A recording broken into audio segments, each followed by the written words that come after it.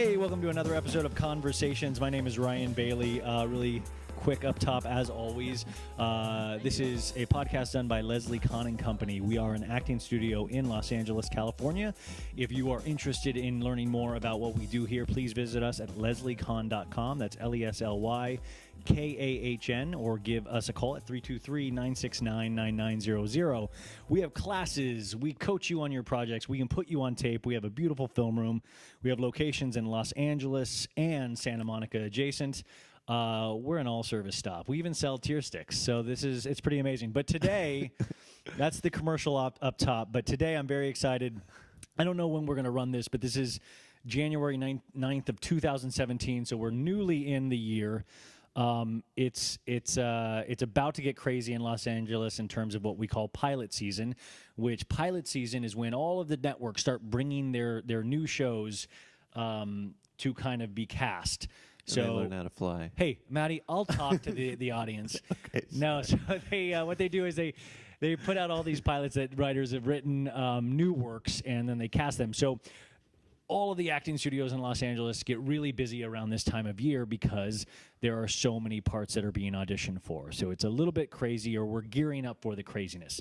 Now today, somebody that has been crazy the last couple of years in terms of work, and I don't know what their pilot season is going to look like because they already are so busy and so filled with work. One project in which is so cool that I cannot talk about at all.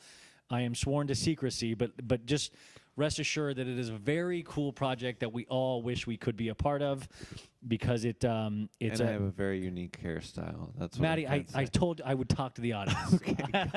So, anyways, I didn't know about this. Matty Cardarople is our guest today. You're going to see him up top, or actually very soon, on Netflix's A Series of Unfortunate Events with Neil Patrick Harris. He is a series regular in that.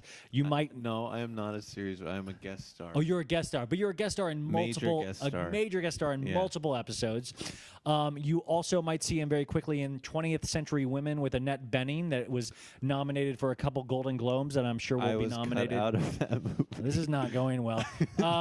You will definitely remember him from Jurassic World, which is, by the way, one of the biggest movies of last summer. He was in Dumb and Dumber 2. He was also on Selfie, the ABC show from a couple years ago. True. Angie Tribeca, New Girl, Bella and the Bulldogs, Ray Donovan.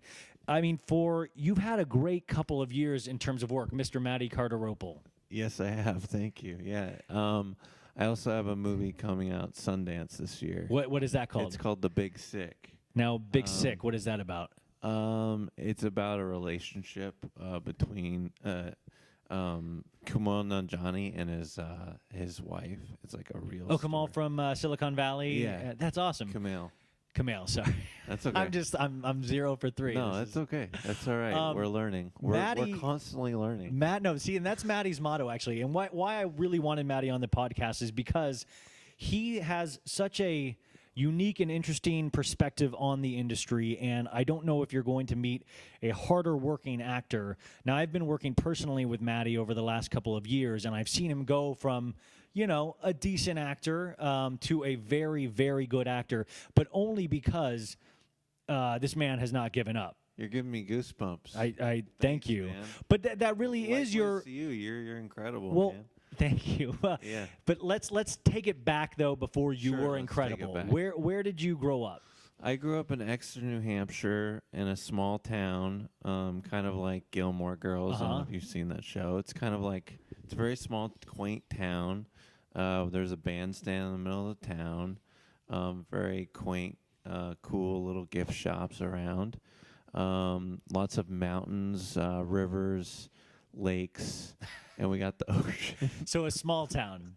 Small town. And so when did you realize you wanted to be an actor?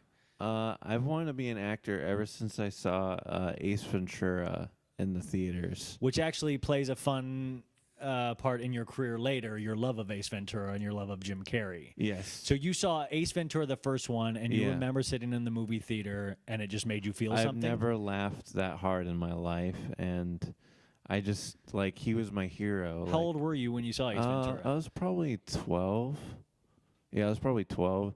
I had just had tryouts to be in to make the little league team for baseball, and I failed. I didn't get in the team, and my parents, to cheer me up, they took me to see that movie, and I was like, well, if I can't be a baseball player, I guess I'll do what Jim Carrey does, because he just made me laugh so hard. And yeah. And, so and before also, then, it wasn't really on your radar as something possible you could do. Yeah, and also looking back, like, my parents' divorce really affected me as a young kid, and I think, I was really sad about that. And I think the movie just kind of took me out of that, and the fun, playful world of Jim Carrey, it made me, and all the animals. I love animals so much, so that was a big part of it. Now, isn't that great though about film and TV? Is that it really does take you out? I mean, at the simplest form, is that everything that we do, whether it be comedy, drama, it takes you out of your own life, right? It does. It's like it's like a portal. Now, how old are you right now? I am 33 of age. You're 33. So you were 12. So then what happens then at 12? What do you start doing to actually start accomplishing your goals? Well, I didn't know at the time that was my goal. I mean, I did know, but I didn't. I had no clue how to get there. Mm-hmm. I guess, I went to, I've always loved directing too. So I went to film school at the New York Film Academy in Los Angeles. Wait. We're back it up though. Yeah. So okay. did you do like theater and plays and stuff like that in high school? I didn't. I tried out for a play in high school where I had to sing a song. I had an audition where I had to sing. Yeah. And it was just voice crack. My voice just cracked. I was probably like 15. Were you really nervous, or you just didn't have the extreme ability to sing? Exactly. Yeah, both. I think. But like looking back, like I wish my school was like, oh, okay, he might be a little funny. Maybe we could put him in a funny play That's what or I'm saying. something. Is that you have an interesting look. You do. You have a great look. And I think sometimes, and especially when we're younger, people don't realize that that's like kind of magic in its own way. Right, yeah. Is that they're always like, well, it's got to look this way and it's got to sound this way. And if it doesn't, then it's not what we're like. It's got to fit into this cookie cutter thing, which is so weird because the arts and acting, like it's not about cookie cutter at all. No, yeah, I'm definitely an oddball. But you only realize that after you get out of. We're getting back to baseball, so I guess I. Yeah. No, but I'm saying, like, I think that's one of the awesome things about you, which is interesting that they might not have appreciated that about you back then. Right. Like you even said, like, oh, it was weird that they were short-sighted and couldn't put me in this or that. Right. Yeah. So you then, but it doesn't discourage you or dissuade you at all? No, it didn't. No, I don't think it did. I always had in the back of my mind that I really wanted to be in plays and all this stuff, but I never ended up being in plays. But I did go to film school in LA, which they had like a little acting program there, and I studied acting there at the New York Film Academy. And then I went to Beverly Hills Playhouse, and that was kind of method. I learned the method of acting. And then someone there was like, oh, you got to go to Leslie Kahn. They're great with TV and film. So I was like, okay, yeah, I'll do that. And I took class here. But Matty, it feels like you're skipping past like these huge portions. Like, so but what I'm saying is that, like, I'm seeing on your like your career really has heated up over the last, like, I would say 5 to 6 years, where it consistently is built. Okay. Yeah. But before that, what were you doing? How were you making your living? Yeah, I was a personal assistant to Luke Wilson for several years. To Luke Wilson, the actor. Yeah, the actor. Well, that's huge. Okay, Did you know that? I don't think I did know that. Oh, whoa, yeah. So how did that happen? That happened because I was a like an editor's assistant on a movie that he made called The Wendell Baker Story. This was probably back in like 2004, and I worked for his brother Andrew. You don't see him in the spotlight as much. He was in Bottle Rocket, though. Brother. Yeah, he plays Future Man. Yeah.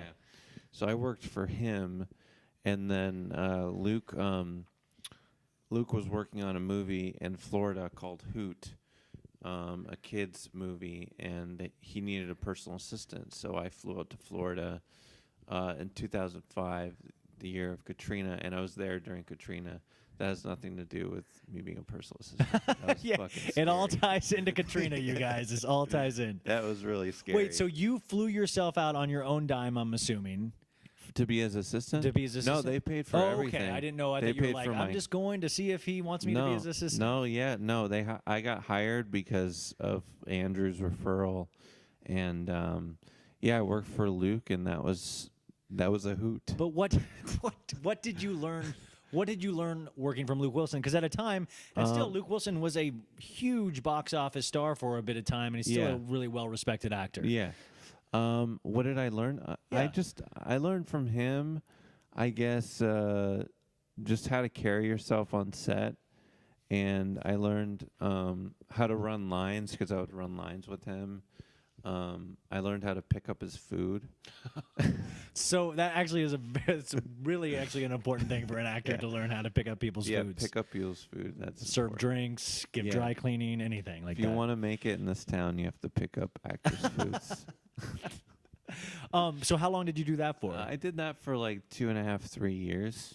Now was that and- like kind of Well, that led to Owen, because I met Owen, and Owen Wilson put me in my first movie called Drill Bit Taylor, hey, where I I'm played Owen. a 7. That's a really bad Owen. Sorry. Yeah, that's. You played a 7-foot tall what?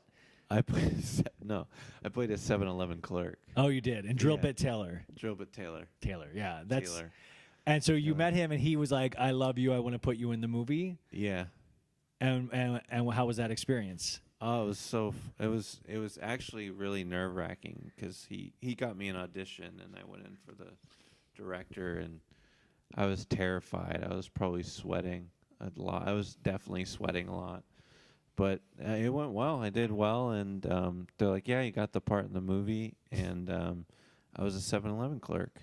And so then you actually had a screen credit, right? That was that your Yeah. first big screen credit? That was my first big screen credit, and I was like, "Okay, well, I'm gonna make it as an actor. I don't need to do much because I'm in this movie." And when did you realize that that was not maybe the case? Probably like 7 years later. So in that 7 years, how did you get by? Like, how did you? Because eventually, and I want to work into this, is that Yeah. it seems like you stumbled upon something, or at least a mantra or a way of working where you were like, "This is how you should do it to actually have success." In fact, you've written down rules of success and things like Yeah. that.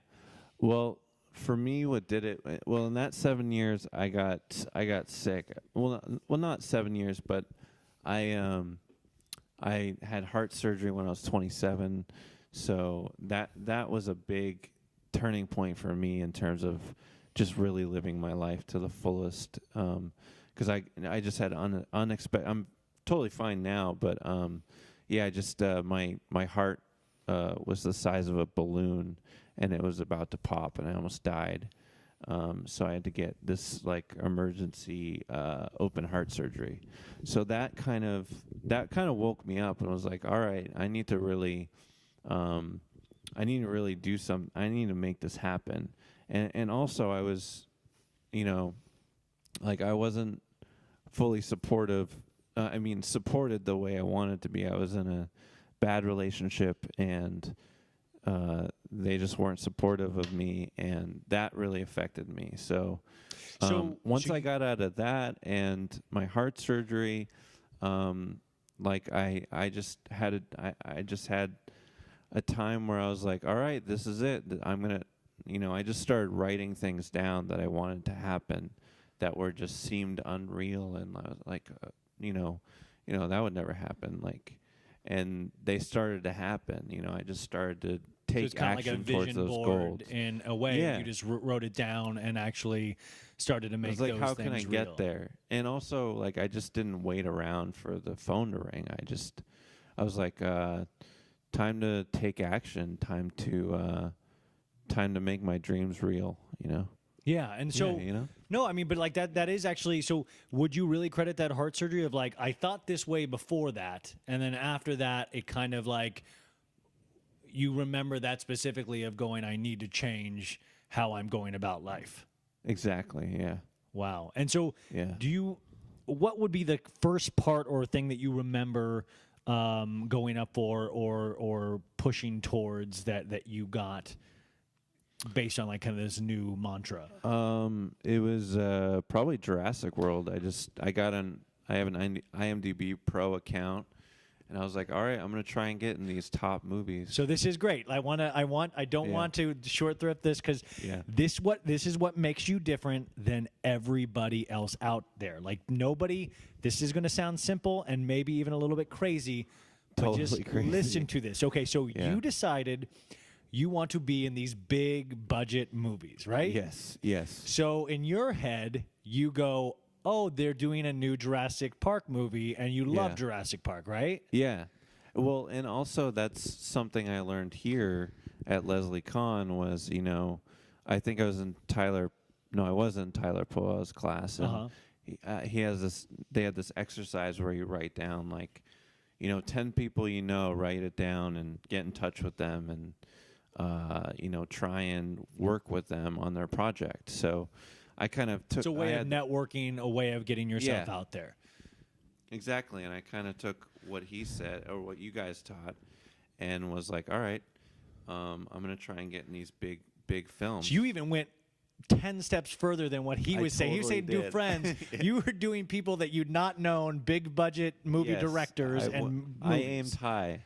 So you went to IMDb. I went to IMDb Pro, and I made a list of all the films in sorry, a little stutter there, pre-production, and I was like, okay, I'm going to mail these people my headshot, and also I'd look up their name on Facebook and be like, okay, are they on Facebook? So I Facebooked the director of Jurassic World.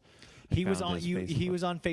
He was on Facebook. And the director is Colin Trevorrow, right? Yeah. And who, by the way, is directing Episode 9 of Star Wars. That's his next movie. Yeah, he is. Yeah. So you found him on Facebook. I found him on Facebook. And you messaged him. And I messaged him. Yeah, I just messaged him. And what did the message say? I was a fan of his movie of Safety Not Guaranteed. And, Wait, Matty, real quick. To be honest, Safety Not Guaranteed, I've seen it, but I pretty much see every movie. Yeah. Had you honestly seen Safety Yes. Not? Or did you see it just because you were emailing him? No, I saw it.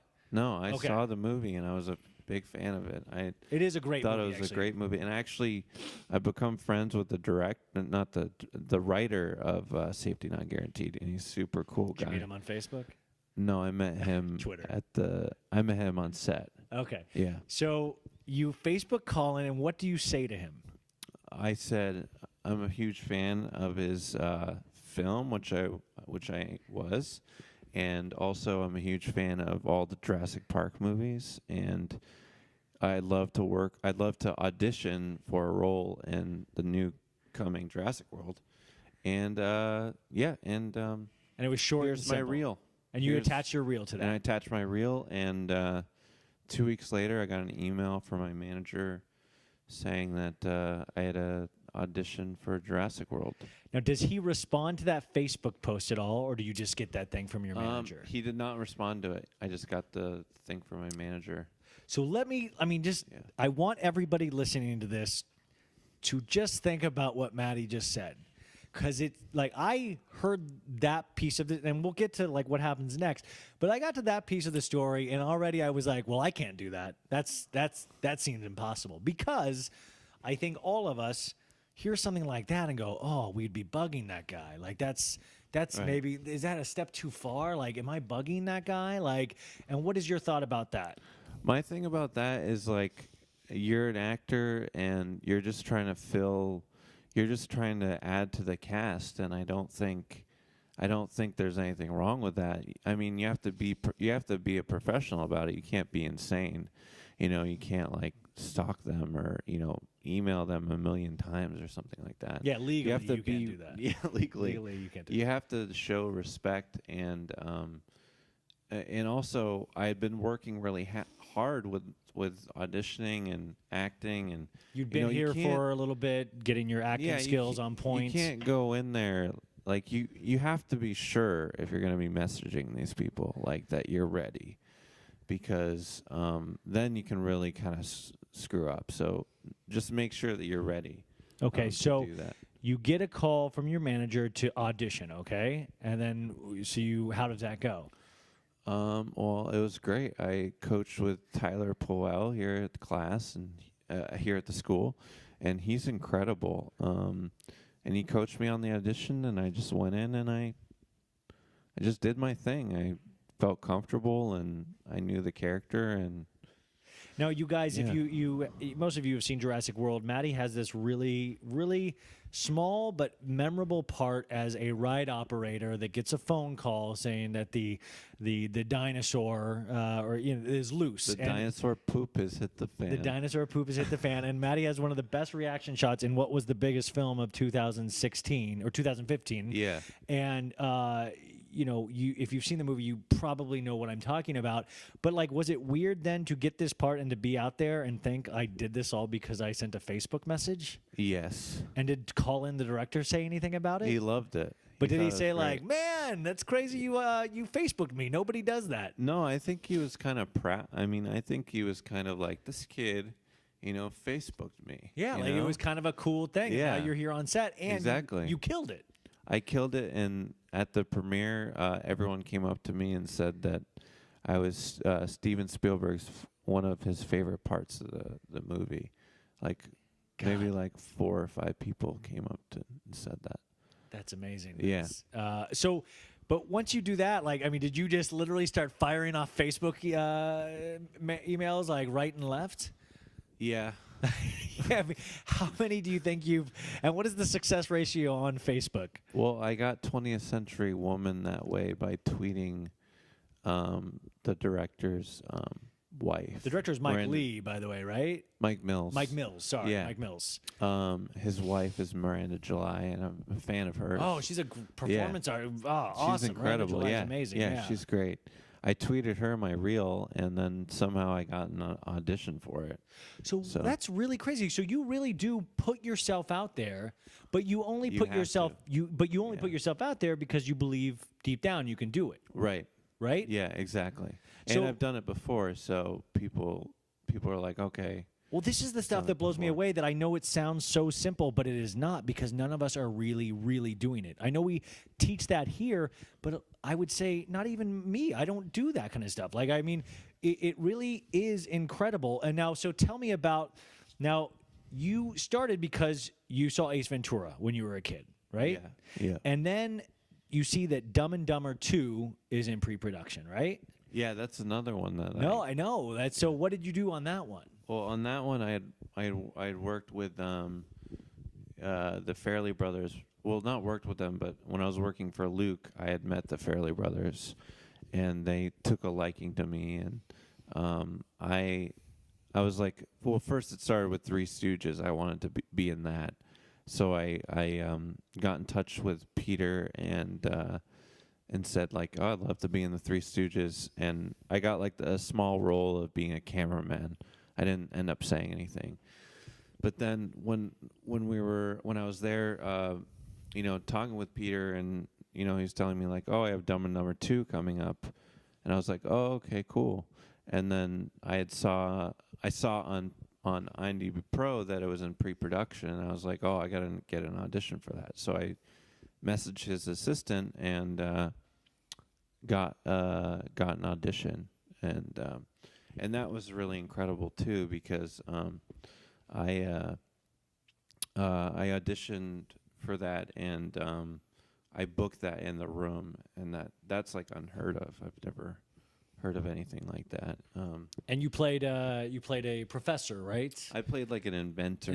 Yeah. And you were giving like kind of like a TED talk. Yeah, I was giving like a TED talk. Yeah, it was cool. I had discovered the cure for cancer, and Harry didn't like that. He dismissed me. That's Jeff Daniels, right? Yeah. Now, do you get to meet your hero on set?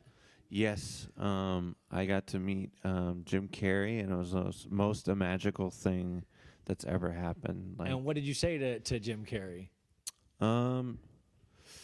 Well, he had just sorry, I'm getting emotional here. No, it's great.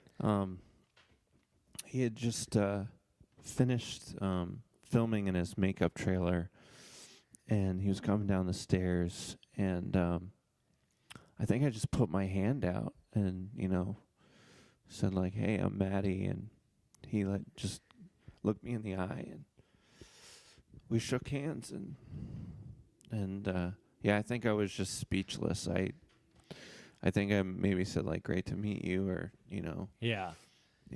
So that was incredible. I mean, that was did he know how much he meant to you, or was it just one of these at the premiere? I saw him again at the premiere. I gave him a card. I wrote him a nice card. Yeah. And went up to him and handed it to him. And in the card, I wrote to him like, "You're my hero. Thank you for doing what you do." And I handed it to him, and he told me, "You did a great job in the movie." So that was cool. So that's amazing. Like that's kind of what it's all about, and what a cool thing that he wasn't like a complete jerk. Because that would have been really horrible, right? Like, yeah. He was very kind. So that's what I'm trying to like. What I love about you and what I think makes you special is you're already, of course you're special, but your drive and what you do that no other people I see around me are doing, I think, is so crucial to your success. And now it seems like it's feeding on itself. Just 4 weeks ago, I got a call from you, or I think maybe a text or something. Or no, I'm like, guess where I'm at? And it was at CAA, Creative Artists Agency, if not the biggest agency in Hollywood. Yeah, number one. Now, just CAA. You guys, this is really one of the biggest agencies, and Matty was taking a meeting with them based on a recommendation of one of our other friends. So had an in, but also at this point, you had this really nice resume of these things built up, of these kind of cool little things, and so you got that meeting. And how do you prepare for a meeting like that? Just go in there and tell them, who you are and what you want to do with your career, and see if they want to work with you. And thank you. So, you've been so helpful for me, asking advice from you of what to do. And I learn a lot from my peers, and just asking, what do I do? This is crazy. But I guess kind of the main thing is just be easygoing and show what you've done and show what you want to do. And well, what did they tell you? What did they tell you in the meeting? Like, what did they say? Like, Matty, what we picture for you is. Did they do anything like that? Where we see those in the movies? They were just like, this is what we do here. We've seen your work and we love it. And your scene in Jurassic World was so memorable. And we'd love to work with you. And I was like, yeah, likewise. And it was like maybe 2 days before the Christmas break. Yeah. So I was like, this is the best Christmas present I've ever gotten in my life. It really is I remember I was even it was like a gift to me. And then I got insanely jealous the next day. Oh, but just for that moment, I was happy for you. But by the way, because I think it's very interesting as actors, you get to a certain point is that you need bigger representations because you need people to dream bigger with you, and that have access to better projects. And you're an idea person yourself. You're always constantly working on your own stuff. You're a writer as well. So how did you get ABC's Selfie that was on a couple years ago? That was just an audition. And that was just for like wasn't that one of the things where it was just for like a one episode thing? Or like it wasn't meant to be? It was 2 or 3 episodes. And I think I ended up doing 8. Yeah. Yeah, like it expanded into something, yeah. But again, like it's one of those things that it's like you it wasn't lucked into it because they loved you and they kept writing for you. Yeah. But it wasn't something that you walked in going, I'm about to do 9 episodes of this, at all. Yeah. What did you learn on that? Because I remember you coached with probably Tyler, me. Like I remember working on, like I remember you getting the scripts before read through. And here's the thing about another thing about Matty that's great is that he also realizes, no actor is an island. You do need help. You need other eyes on it. You have to prepare, yeah. And you are insane about preparation. You have to be. I mean, what is your preparation? Like if you say you get an audition tonight, what do you do? And the audition is 2 days from now. Well, I'll kind of read it over once, and then I'll put it down and look at it the next morning or something. And because I feel like it marinates when I'm sleeping, and when I wake up, I know the scene. I kind of know what's going on, and I know the dialogue.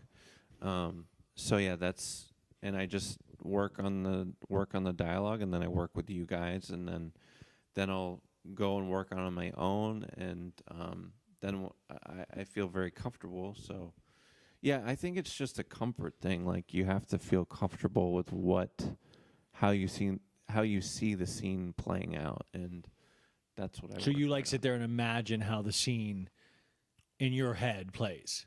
Yes. So what was that like though? To like, with a TV show, you're doing read-throughs. You're doing the table read. You're doing blocking. Like you hadn't done a lot of that stuff before on a regular basis, and all of a sudden you were. Yeah, it was just kind of like, okay, it's kind of like I really like the saying like "fake it till you make it," and it's really true. I mean, you just kind of you kind of be like, all right, this is what I have to do right now, and I may be a little nervous, but I'm gonna get through it, and I'll be there at the end of the day. Like I may mess up once or twice, but I can't beat myself up, and you just have to have fun. But by the way, you do beat yourself up. I do. I've seen you beat yourself up. That is my worst flaw. So you're saying that, but you're faking it till you make it. Yeah. Because you do beat yourself up. Yeah, it's my worst flaw. So. No, so that's interesting though. Like I love that kind of thought of I'll be here at the end of the day. Is that nobody's getting rid of me. I'm here. Right. I'm going to. How do you deal with? Has anybody been rude to you or mean to you on set? Because I know as actors we're sensitive people, so we pick up on stuff like that very easily. No, I've been pretty lucky. I mean, I have experienced some of that, and I've realized that you can't let it get to you. You just have to do your job and do what you think is best, and not worry about, who's directing you, or you really can't read into that, because, you're there doing the best work you can, and that's that. I mean, you can't worry about how other people. Yeah. You just can't. I mean. So. Does that make sense? It does make sense. It does make sense. It's a very zen way of looking at things. I think there's a micro and a macro to everything. And like the macro is, that's a very, you can't worry about this. The micro is a little bit harder because we're so, we're in a very fear-based profession that is so hyper-focused on each other or yourselves. So you really have to pull back and kind of have this zen attitude about things. Yeah, and also like they might have a vision of how they want it, and sometimes you may not be able to deliver that, but you did what you thought was right, and you have to be okay with that, and you can't beat yourself up. What are your crazy? And this is kind of like off topic, is a hair, but what's like the crazy, like what is the next step for you in terms of crazy dreams, in terms of like, I probably could be president, like like what you thought like 5 years ago about being in like the huge budget blockbuster films. Are you continuing to dream about the next thing? What is the next thing in your head? I'd like to star in one of the biggest movies of all time. You already did it, Jurassic World. That's like, I know, but star. Oh, you want to star as like a lead or a co-lead? Yeah. Okay. Or co-lead. I guess co-lead would be okay. Love interest co-lead. So that's on the cool. That's on the agenda. Yeah. Now, when you have those big dreams like that, do you sit? Is that just kind of in the back of your head, or do you go, okay, well, how do I make this a reality? Well, one of the things is I'm rep by CAA now, and they Oh, they stop wanna- name dropping, Matty. My God, we get it. You were with CAA. They want to help me to go to the next level, and I'm gonna get there. Are they hearing from you every day? No. It's Matty. What's up, guys? Yeah, come on, guys. I mean, do you see projects now, and are you like emailing them and calling them like, guys, I'd love to go in on I this? sent them a wish list of movies that I want to be in. And did they respond to that? Yeah, they're like, okay, we'll look into these. That's great. I mean, I wonder if they're used to like that kind of. I'm sure they're used to like their actors being interested Well, in you their own have to careers. be proactive about your career. You really have to. You have to dream big, or it's not going to happen. Like you just have to. The thing is, like, actors can be lazy, and you need to, Yes. or they can just think like, I'm fine. I'm going to get the role, or I'm doing. You need to do more. Like you have to do more. You have to be But constantly. there's so much good TV on, Matty, to watch. How do you Yeah. reconcile watching so much good TV with trying hard for yourself? I know. I mean, you can either be a critic, or you can end up, or you can be the actual artist. And I recommend being the artist. I mean, 'Cause that is actually. we need artists right now. No, I mean that's definitely in the next 4 years. This is not a political podcast, but Yes, definitely in this the is next not a 4 political years, podcast. we do need artists. And if you watched the Golden Globes did you watch the Golden Globes? No, probably because you were busy with your career. I was at the Enchanted Forest. Oh, yeah, because last Matty's night. about 2 weeks away from getting hitched. He's getting married in 2 weeks. Yes, I am. It's very exciting. But Thank you.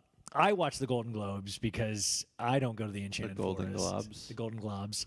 And Meryl Streep gave this beautiful speech. I did see her speech. Yeah, it was a beautiful speech. It really was. And she didn't say anybody by name, but it was, to do with like a certain political person that used to be on a TV show. And she mentioned that like, art matters. It does. That what we do matters. And, unfortunately, a lot of people hear us talk or hear, and say it's all BS, blah, blah, blah.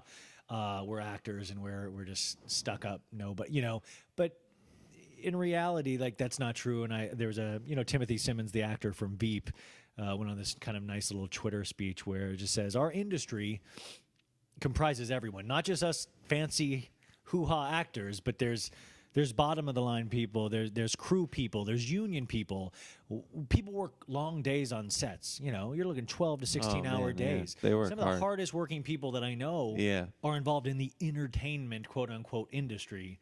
Yeah. And so it's not just we're all these highfalutin actors. Most actors, if you guys out there, and I don't want to scare anybody, are 99% of actors. Don't scare people. 99% of actors barely make minimum wage. Barely make a Yeah. living wage. 1% of actors are the Jim Carreys and the Tom Hanks, and they're very lucky and they're very talented to be able to do what they do. But the rest of us, we're striving to make a living at this. So it's very different on how people look at us. But I thought the Meryl Streep speech was very beautiful because at the end of the day, it really said what a privilege it is for us to do what we do, what a responsibility it is as well. And I do think that is very needed in the next 4 years. And like you just said, like, who knows who that next kid is going to be watching a Matty Cardarople film when he's 12 years old after he doesn't get into a football. Baseball. I'm sorry. I'm too skinny for football. Totally zoned out when you were talking about that story, but I'm joking. No, but you know what I'm saying? Like, it's important because we never know what we're putting out there and who's going to pick up on it, right? Yeah. That's actually my mission, is to exactly what you said, is reach out to that kid that was me, that is sad or having trouble in their life, and take them out of it for a while and make them feel better, make them feel good. Yeah, like I remember, like I did this in high school. Like I was a theater kid actor, and I did all the plays and all that stuff. Like, and I remember I was obsessed with movies, and I remember watching, I think it was Boogie Nights, and I think I snuck a copy of it or something. And I remember watching, it was great. Everybody was amazing in it, but in particular, the late Philip Seymour Hoffman is in that movie. Oh yeah. And That's incredible. he has a small part as Scotty, the behind the scenes camera guy. Yeah. And I was obsessed with Philip Seymour Hoffman in this movie. I was like, who is this? Who is this? Like, and he just made me laugh so much. He had this beautiful scene where he was crying. I mean, I thought, I was like, oh my God. Because, you know, Mark Wahlberg, he's the star of it, and Burt Reynolds, like amazing. All these like amazing actors. But for me, it was him. I was like, oh my God, who is that guy? If I could do that, if I had an ounce of his bravery, like he's doing scenes where he's completely overweight and he's doing scenes with like his midriff showing and his love handles hanging out and he's eating a piece of cake, like just completely fearless. I mean, like no, he doesn't care what he looks like. And by the way, when you don't care what you look like, you become a real person. Like you become. And I just remember going like in high school. I just remember thinking like, oh wow, if I could be like that. Like I don't want to be the star. Like I don't want to be that. But if I could do something someday that some kid in high school is like, that dude in the background, what is that guy doing? That's really sticking with me. I thought that, you know, it's like those things really resonate, and I think that's what makes all of this beautiful, you know? Yeah. That's awesome. Yeah, sorry, I'm just going on. Really no, that was really good. That was awesome. I didn't know that about you. A series of unfortunate events. Now, this comes out on Netflix in February? On Friday. On Friday. This Friday. This Friday. Yeah. My gosh. So Netflix does this awesome thing where we all know is now they've invented binge watching, where they release all the episodes of the season right then and there. So you can binge watch all of that. Like this weekend, I started on One Day at a Time, which our very own Gloria Calderon-Kellett was co-creator of, and our Todd Grinnell is one of the leads in, and Eric Nenninger, all these people I've talked to in the past on this podcast. They're in that show, and Netflix dropped all those episodes. Beautiful. So this is Lemony Snicket, Series of Unfortunate Events, which was a movie with Jim Carrey, but they made this a TV show now, right? Yeah, exactly. And Neil Patrick Harris is playing what? Is playing Count Olaf, which was Jim Carrey did in the movie. Exactly. Yeah. And who do you play? I play Count Olaf's henchperson, and my character is henchperson of indeterminate gender, and he also character name. Yes, it's very good, very long too, and also his name is Orlando in the books too. So you did 8 or 9 episodes of this? I did 6 episodes of that. And it's 9 altogether, right? 8. 8 altogether? Yeah. What was the experience auditioning for that role? That was incredible. I mean, that was something I coached here. But was it just a regular audition? You got like any other audition? Yeah. No Facebooking the director on this one. So this was just something that came across your agent's desk, or they submitted you for. They submitted me for. And you see the original thing, and what do you think of it when you first get it? I was like, well, originally I had to audition for the Hook-Handed Man, and I was like, geez, I don't want to be this mean to these kids. Because, by the way, the TV show is about Count Olaf, who is mean to kids. Yes. Yeah. And so I ended up doing really well at the audition, and I guess the director really liked me for the henchperson of indeterminate gender. Which was a bigger part than the Hook Man, right? They're about equal, to be honest. Okay. Yeah. But yeah, I was just like, all right, this is gonna be awesome. Like, all right, like my character's not gonna be that mean to kids. Like, it's okay, I'll do it. Like, oh, so you thought you'd get on set and change it to a nice guy? You know what? On the day, I'm gonna make this a nice guy. No, but I mean, my role wasn't as mean to the kids as like Count Olaf or the Hook-Handed Man. Got it. I was like, okay, I'll do this. Like. Yeah, but you say I'll do this, and it's like so funny because like I don't know, I think that's just such an interesting thing in your head. I'll do this, where most people is like, I don't know if I'll even get a call back, and you're like, I'll do this. You know what? I'm gonna maybe consider doing it. Like, well, you have to have that confidence of like I'm gonna get this, or you have to. I mean, you can't be a dick about it, but you have to like, well, I'm gonna get this part, like. I should call the director and it's my role to give it to me. Don't be like that, but have a quiet confidence. Yeah, have a quiet, kind of cool. But then how about the parts you don't get? Are you always shocked when you don't get them because you always think the part's yours? That I'm bummed. So wait, I just want to I want to let everybody know he doesn't get every part he goes out. No, I don't, but I get quite a few. Oh, calm down. Jeez. Hollywood Matty. I always call Matty Hollywood Matty, He so that's where does, that. Hollywood. So you did that. You did the. Did you do a callback? You did the callback. I did a callback. Because for some reason, two did you put something on callbacks. tape for this one? Yeah, like 'Cause I think the I remember- third callback, like the final audition, I went in and I did the scene great, but there was one scene where there was just a really super long paragraph, and I got the materials like not far in advance, and it was a lot of huge words, and at the audition, like I fumbled a couple of them. And I was like, shit, I fucked this up. But then I was like, all right. I thought to myself, I was like, you know what? I'm just going to send him another tape of that particular scene. And I came here to Leslie Kahn and put it on tape. And, yeah, you guys helped me with that. That was awesome. But you got to have that, you know. But that's what I'm talking about, which makes you so special, is that, Right. okay, so most people do that. They don't hit that third scene. And they're like, man, I screwed it up. Okay, well, I hope next time, I hope I'm better next time. And you're not like that. You said, know what? I'm going to go put that on tape. I'm going to make sure they know I can do that. Right, exactly. Most people, you realize most people don't do that. Yeah, well, you should, because then you get more parts, probably. That's what I'm saying. And then, by the way, this isn't the first time he's done something like that. Like you've put stuff on tape here many times and been like, after the fact, I didn't think that was good. I want to redo it. Or that you've given it to the casting director, or you've been in there for the audition. You didn't like how the audition went, so you put it on tape and sent it back to them. Yeah, I've done that. So, but is that only on the things that you truly believe in, or do you do that with everything?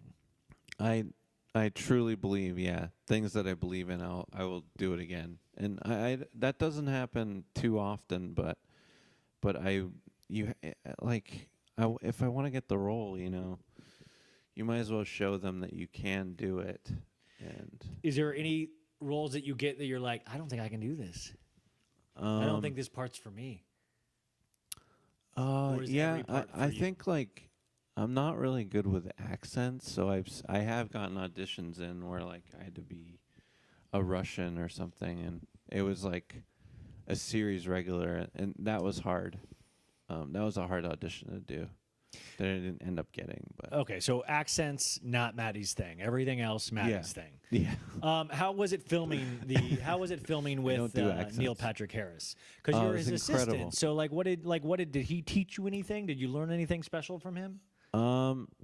Like Count Olaf or Neil? Neil. Oh, okay. No, Count. Did you learn anything from the character, Matty? Did he teach you personally anything? No.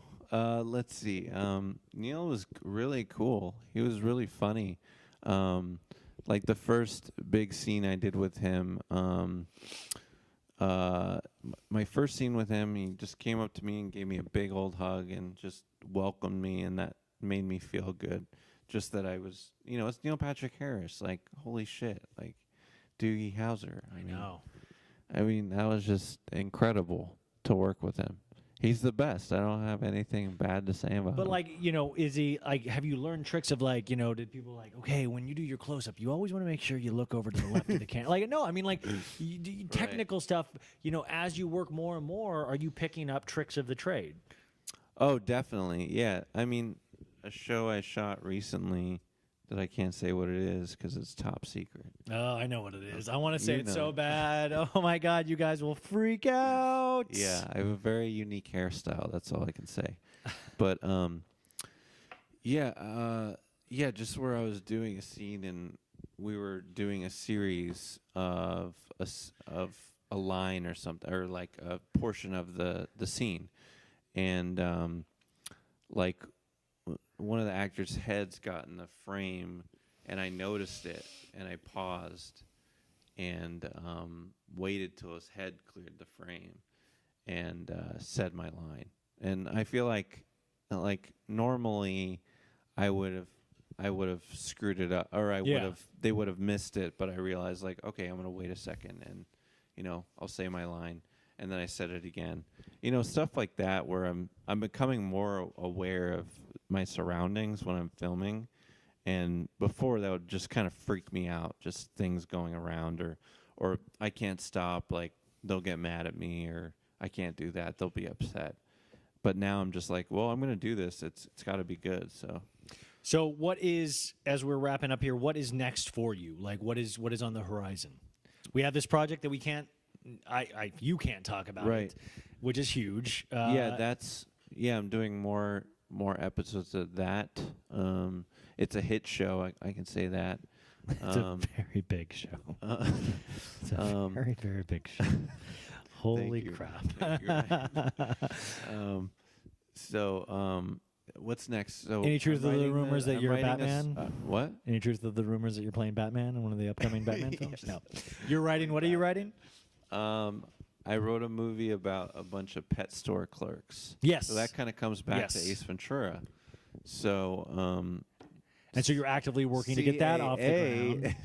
CAA is going to help you with that? They want to help me. Mother humper. That is amazing. Yeah. That is crazy. So guys, that's why I found it very important. I wanted to talk to Matty because he's different than other actors that we've talked, probably because he has a bigger career, but he's different than other actors because he's gone about his career different than most people. He hasn't been told no, And I think the thing is you can't ask for permission. Never ask for permission. That's probably the biggest thing I've learned is never ask for permission. Yeah, never. I mean, always. You can't be like, well, should I do this? Like, those are. You can't. You just have to you just have to do it. That's the thing. Like Nike would always say. Just do it. Just like Nike. But that is such a, that can't be overstated. It seems simple, but it is so not. You actors know what I'm talking about, is that it's so hard to sometimes just do it. Here's somebody that is just doing it and is succeeding just doing it. So I want everybody, and that's why I found it very important to talk to him at the beginning of the year, because I wanted to get this message out as quickly as possible, is that you have the year ahead of you. Make this year count. Do something that you feel might be a little crazy and might go against the grain of who you are as a person, as an actor. Because what does it matter? We're only here for maybe 100 years if we're lucky. So let this be the year that you do what Matty did and just do it. And let's meet back up at the end of the year and see how we all did. And hopefully we're all with CAA. Hopefully we're all on a big show that we can't tell you what the name is. But trust me, it's a huge show. Thank you. And everybody, any last words, Matty? Just believe in your talent and go show it to people and be fearless and have fun and work hard and be kind, and anything's possible. That's awesome. You guys check out a series of unfortunate events. And thank you, Ryan, Ryan's been a huge support to me in my career, and we finally got to the most important part of the show. Everyone here at Leslie Kahn. No, it's Leslie, it's a good Tyler, community, right? It's Adam Corson, everybody. Matty has a string of coaches and teachers that have helped him along his way, and we're here kind of to help everybody. So if you're new to us, come check us out, see how you like us yourself. But if you're not here, if you're somewhere else, just go out and just do it this year, okay, guys? Like Nike. God, are you getting some kind of plug from Nike? Yes. No. This is crazy. Okay. All right. Bye, guys. Have a great year. Have a cool day. Bye.